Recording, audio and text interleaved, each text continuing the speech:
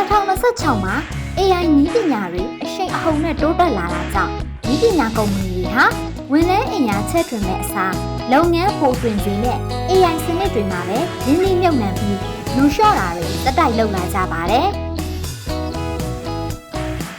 ဒီအခြေအနေဟာတော်တော်လေးကိုသိတာပြီး Amazon ကလူ 3000 ခန့် Microsoft က1000 ခွဲခန့်အပြင် Block, Meta, Oracle, Pinterest နဲ့ Atlassian စတဲ့ကုမ္ပဏီကြီးတွေမှာလည်းထောင်နဲ့ချီတဲ့ဝန်ထမ်းတွေကိုရှော့ချခဲ့လို့စုစုပေါင်းနည်းပညာအလုပ်အကိုင်1,6500 ကျော်ဆုံးရှုံးသွားခဲ့ရပါတယ်။အထူးသဖြင့်အခြေခံကုန်စည်ရေးတာ Customer Service နဲ့ရုံးလုပ်ငန်းတွေမှာ AI ကလူနေရာကိုအစားထိုးလာပြီးဝန်ထမ်းတစ်ယောက်တည်းနဲ့ပဲအဖွဲ့တစ်ဖွဲ့စာအလုပ်လုပ်နိုင်တယ်လို့ကုမ္ပဏီတွေကဆိုကြပါတယ်။